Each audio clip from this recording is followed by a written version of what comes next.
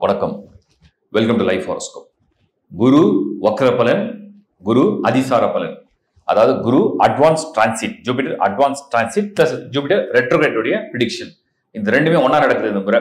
இது எப்படின்றது நான் அந்த வீடியோட எண்ட் டீட்டெயிலா சொல்றேன். ஏன்னா அது பெரியசா ரொம்ப லென்த்தியா இருக்கும். ஸோ அதை நான் வீடியோட எண்ட் கிளாரிட்டி கொடுத்துட்றேன். இப்போ தனித்தனியா ஒரு ராசிக்கும் இந்த உங்களுக்கு அடிப்படையில் தெரியும், குரு வந்து ஒரு சுப கிரகம். ஸோ ஒவ்வொரு ராசிக்குமே அவர் அடிப்படையில் சுபமா இருந்தாலும் கூட இந்த முறை நடக்கிற இந்த மாற்றங்கள், ஏன்னா அது ஒரு விசித்திரமான ஒரு மாற்றமா வருது. அந்த மாற்றத்தினால வரக்கூடிய அட்வான்டேஜ் என்ன, எதை நம்ம பயன்படுத்திக்கலாம், என்ன செஞ்சா நமக்கு இந்த சமயத்துல ஒரு பாசிட்டிவான நமக்கு தேவையானதை நம்ம வந்து சக்சஸ்ஃபுல்லா பண்ணி முடிக்க முடியும் அப்படிங்கிறத டீட்டெயிலா இப்ப நம்ம பார்க்கலாம். www.lifehoroscope.in இந்த வெப்சைட்ல உங்களுக்கு தேவையான எல்லா சர்வீஸும் ஆட் பண்ணிருக்கு. பயன்படுத்த வேண்டியவங்க பயன்படுத்திங்க. இந்த வீடியோ உங்களுக்கு பிடிச்சா லைக் பண்ணுங்க, ஷேர் பண்ணுங்க. இப்போ நம்ம ஜூபிட்டர் அட்வான்ஸ் அண்ட் ரெட்ரோகிரேட் ப்ரெடிக்ஷனை டீட்டெயிலாக பார்ப்போம். மகர ராசி. மகர ராசியை பொறுத்த வரைக்கும் நம்ம வந்து இந்த குரு வக்ர காலத்தையும் குருவுடைய அட்வான்ஸ் டிரான்சிட்டையும் கொஞ்சம் க்ளோஸாக பார்க்க போகிறோம். பொதுவாக மகரத்துக்கு நான் வந்து இருக்கிறத வெளிப்படையாக சொல்லிடுறேன். பொதுவாக மகரத்துக்கு குரு வந்து ஒரு யோக கிரகம் கிடையாது. அவர் 12 கூடியவர், 3 கூடியவர். அவர் வந்து ஆக்சுவலாக வந்து அதாவது அவயோகனும் பெருசாக எடுத்துக்க மாட்டோம், யோக கிரகனும் பெருசாக எடுத்துக்க மாட்டோம். சனியுடைய ராசி வேற மகரம். இருந்தாலும் குரு வந்து சில ஏரியாவில் அப்படி வரும்போது அதுக்கு ஒரு ப்ளஸ், இந்த பார்வை பதிக்கிறதுனால ஒரு ப்ளஸ்ன்னு சொல்லுவோம்ல. எங்கேயோ போகிற தெய்வம் வந்து அப்படியே குறுக்கில் நம்மளை பார்த்துட்டு போனால் நமக்கு ஏதோ ஒரு ஆசீர்வாதம், அந்த மாதிரி தான் அந்த குரு. மகரத்துக்கு வந்து ஒரு ஆடிட் அட்வான்டேஜாக எங்கேயாவது எடுத்துக்கலாம். அடிப்படையில் அது வந்து யோக கிரகம், ரொம்ப 100% ஃபேவர் பண்ணும், 100% அதை செய்யலாம் நம்ம எடுத்துக்க முடியாது. ஏன்னா மகரத்துக்கு வந்து பொதுவாக சூரியனே அவ்வளோ ஃபேவரான பிளானட்டே கிடையாது. மற்றதெல்லாம் ஓகே. இப்போ குரு தான் அன்ஃபேவரான பிளானட்டாக கூட வச்சுப்போம். இப்போ என்ன நடக்க போகுது அப்படின்னா, மகரம் அக்டோபர் 19 குரு வந்து ராசிக்கு நேராக வந்துருவார். எங்க வந்துருவார்னா கடகத்துல வந்துருவார். அக்டோபர் 19 வந்து முழு சக்தியோட உச்சமடைஞ்சு வர்றார். விரையாதிபதி 3 கூடியவன் உச்சமடைகிறாரு. சந்திரனை பார்க்கிறாரு. சந்திரன் வந்து ராசிலேயே இருக்கு, மகரத்துல இருக்கு. இது குருச்சந்திர யோகம் அப்படின்னு எடுத்துக்கலாம். என்ன பண்ணும் அப்படின்னா, எதையாவது வேகமா பண்றதுக்கு தூண்டி விடும். உதாரணத்துக்கு இப்போ மகரத்துடைய ஸ்டேட்டஸ் எடுத்தீங்கன்னா, ராகுக்கு எது ரெட் எட்ல இருக்கு, அந்த பக்கம் சனி வந்து 3ல இருக்கு. சனி 3ல இருக்குன்னா 7ல சனி முடிஞ்சிருக்குன்னு அர்த்தம். ஸோ ராகுக்கு எது 2 எட்ல இருக்கு. இந்த மாதிரி ஒரு சூழ்நிலையில குருவுடைய பார்வை பதியும் போது என்ன பண்ணணும்னா, குருனா பணம், பொருள், ஆசை, சுப காரியங்கள், நல்ல விஷயம் இதெல்லாம் செய்யறதுக்கு தூண்டிவிடும். ஸோ அப்போ மகர ராசியை சேர்ந்தவங்களுக்கு எப்படி இருக்கும் மைண்ட் செட்னா, நம்ம இந்த வாட்டி மிஸ் பண்ணக்கூடாது, எப்படியாவது நம்ம வந்து ஒரு இன்வெஸ்ட்மெண்ட்டை பண்ணிடலாம், எப்படியாவது ஒன்று ட்ரை பண்ணுவோம், ஒரு பிசினஸை ட்ரை பண்ணுவோம், ஒரு இன்வெஸ்ட்மெண்ட்டை ட்ரை பண்ணுவோம், எதையாவது ட்ரை பண்றதுக்கு தூண்டிவிடும். இது வந்து மகரத்துக்கு குருவால ஏற்படக்கூடிய ஒரு பலன். சரி, இது வந்து 100% சாதகமா முடியுமானா சிந்திச்சு நீங்க செயல்படணும். ஏன்னா அவர் விரையாதிபதி, திடீர்னு ஒன்று அளவுக்கு மீறி இறங்கி வச்சுட்டு அப்புறம் வந்து அதுல நல்ல பலனுக்கு தீய பலன்லாம் கலந்து விட்டுட்டாருன்னா அது கஷ்டமாயிடும். அதை யோசிச்சு செய்யுங்க. இது ஒன்று. இது அக்டோபர் 19 இருந்து ஸ்டார்ட் ஆகுது. இதுல வந்து அட்வான்டேஜ் ஏதாவது வருமா அப்படின்னு பார்த்தோம்னா, அதுக்கு ஒரு நேரம் வருது. அது எப்போ வருதுன்னா, நவம்பர் 11 வந்து குரு வந்து வக்ரம் அடைவர். இந்த வக்ரம் அடைகிற ஸ்டேட்டஸ் வந்து பாருங்க, அதுல இருந்து உங்களுக்கு சாதகமா இருக்கு. ஒரு கிரகம் வந்து பாவகிரகமா போயிடுது, லக்ன ராசி பாவகிரகமா போயிடுது, அது வந்து வக்ரம் அடையுது. அது வக்ரம் அடைஞ்சு அதோட பார்வை பதியும் போது உங்களுக்கு அது பிளஸ்ஸா மாறுது. அப்ப தானாவே உங்களுக்கு என்னென்ன கெடுதோ அதுவே விலகி போயிடுது. இது 7th ஹவுஸை விட, அது 7ஆம் இடத்துல வந்து நவம்பர் 11 அது ஆக்டிவேஷன் வந்துடும். இந்த வக்ர காலம் டிசம்பர் மாதம் 5ஆம் தேதி உங்களுக்கு வந்து குரு பார்த்தீங்கன்னா மறுபடியும் மிதனத்திலே இருப்பார்.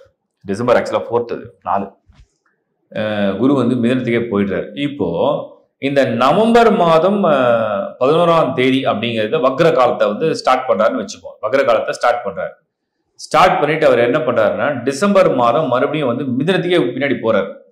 போன பிறகு அங்கேயும் வக்ரத்தை கண்டினியூ பண்ணிட்டு இருக்காரு. இப்போ அந்த மிதனத்துல போய் வக்ரத்தை கண்டினியூ பண்றாருல, அதுதான் உங்களுக்கு 100% சாதகமான நேரம். அந்த 100% சாதகமான நேரம் எப்படின்னா, டிசம்பர் 5ல இருந்து 95 நாட்கள், மார்ச் 11, 2026 இந்த பீரியட் தான் உங்களுக்கு வந்து முழுமையான சாதகமான நேரம். ஸோ டிசம்பர் 4th டிசம்பர்ல இருந்து மார்ச் 11, 2026 வரைக்கும் உங்களுக்கு குரு 6ஆம் இடத்துல வக்ரகதியில இதுதான் சாதகம். இது என்ன சாதகம் பண்ணும், என்ன நல்லது செய்யும்?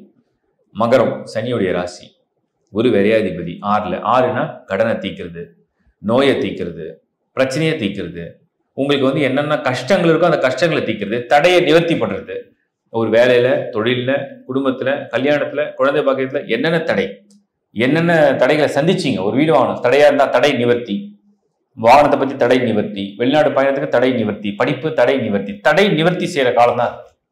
So it will remove all the blocks and obstacles. அந்த மாதிரி தான் ஒரு நேரமா மகரத்துக்கு வருது. ஸோ மகரத்துக்கு நல்ல பலன்லாம் கொடுக்குற குருவா நீங்க பார்க்க தேவையில்லை. கெட்ட பலனை நிவர்த்தி பண்ற குருவா ஒரு குறிப்பிட்ட கால அளவில் நீங்க எடுத்துக்கலாம். அந்த கால அளவு உங்களுக்கு ஒரு 95 நாட்கள் இருக்கு. அப்போ இந்த உச்சமடைகிற காலத்தை ஏதாவது ட்ரபுள் பண்ணுமான்னு நான் சொன்ன மாதிரி அவசரமா தூண்டி விடும். எதையாவது பெருசா பண்றதுக்கும் பெருசா சிந்திக்கிறதுக்கும் பெரிய முயற்சி எடுக்கிறதுக்கும் உங்களை தூண்டி விடும். கவனமா முடிவெடுத்துட்டீங்கன்னா நல்லது. அதனால அவசரப்படாமல் நிதானத்தை இழக்காமல் உங்கள் முயற்சியை சரிவர செய்யுங்கள். அதுவே நல்லது. வாழ்த்துக்கள். குரு எப்ப வக்ரம் அடைகிறாரு, எப்ப அவர் அட்வான்ஸ் டிரான்சிட் ஆகிறாருன்னு எல்லாருக்கும் ஒரு குழப்பம் இருந்தது. நான் தெளிவா சொல்லிடுறேன் அது எப்படின்ட்டு. ஏன்னா நிறைய பேர் இந்த கேள்வியெல்லாம் கேட்டாங்க ஆல்ரெடி. இப்ப மிதுனத்துல குரு இருக்கார். இப்படி வச்சுங்க, மிதுனத்துல குரு இங்க இருக்கார். இது எப்ப வந்தாரு? மே மாதம் 2025, அதாவது மே எண்டுல 2025 குரு மிதுனத்துக்கு டிரான்சிட் ஆயிடுச்சு ஆல்ரெடி. அப்ப மிதுனத்துல இருந்து மறுபடியும் கடகத்துக்கு போகும். 1 இயர் ஆகும். ஒரு வருஷத்துக்கு ஒரு முறை தான் குரு இடம் மாறுவார். ஆனா இந்த முறை என்ன நடக்குது தெரியுமா?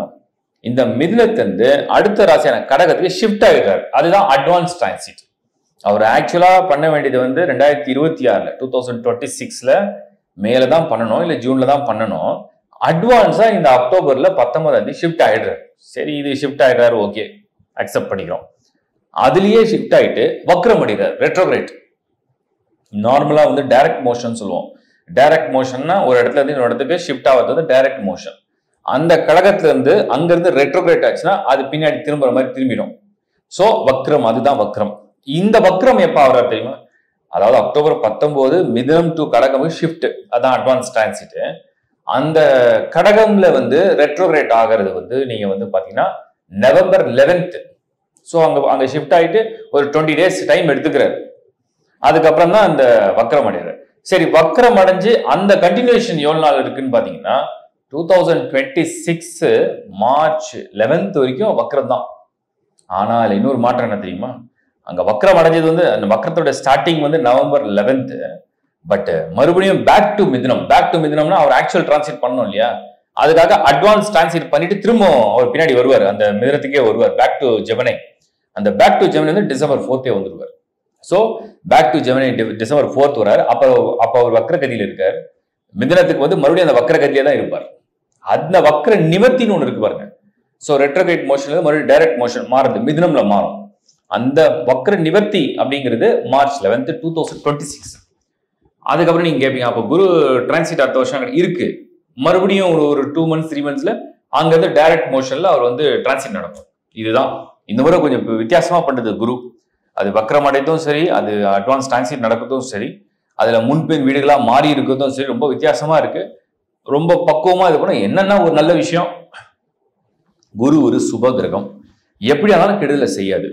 அது என்ன செஞ்சாலும் ஒரு நன்மையில போய் முடிஞ்சிடும். அந்த ஒரு நம்பிக்கையோட இந்த வீடியோவை நீங்க முழுசா பாருங்க. தனித்தனியே ஒவ்வொரு ராசிக்கும் வித்தியாசமான பலன் உண்டு. இதை பத்தின இன்னும் டீட்டெயில் நீங்க நம்ம வெப்சைட்லயும் கொடுத்துருக்கோம். பிளஸ் இந்த டீட்டெயிலான வீடியோவை நான் கிளியரா தான் எக்ஸ்பிளைன் பண்றேன். அது நல்லா கிளியரா அண்டர்ஸ்டாண்ட் பண்ணி புரிஞ்சுக்க பாருங்க. லைக் பண்ணுங்க, ஷேர் பண்ணுங்க உங்க நண்பர்களோட உறவுகளோட. www.lifehoroscope.in இதுல தயவு செஞ்சு ஹாரோஸ்கோப் இல்லாதவங்க, உலகத்துல எந்த மூலையில பிறந்திருந்தாலும் ஹாரோஸ்கோப் இல்லாதவங்க உங்க ஹாரோஸ்கோப்பை அப்ளை பண்ணி எடுத்து குரு பர்த் சார்ட்ல எப்படி இருக்காரு, வக்ரமா இருக்காரா, வக்ரம் இல்லாம இருக்காரா, லக்னத்துக்கு யோக கிரகமா பாவ கிரகமா, சுபத்தன்மை அடைஞ்சிருக்காரா, சுபத்தன்மை அடையாம இருக்காரா, குரு தசை வாழ்க்கையில உங்களுக்கு நடக்குமா நடக்காதா, அது எந்த காலகட்டத்தில் நடக்கும், எந்த வயதுல இருந்து எந்த வயது, ஏன்னா 16 வருஷம் அந்த பீரியட். ஸோ இதெல்லாம் கால்குலேட் பண்ணி நீங்க ஃபிக்ஸ் பண்ணி வச்சுங்க. அதுக்கப்புறம் இதை பொருத்தி பலனை புரிஞ்சுங்க. வாழ்த்துக்கள்.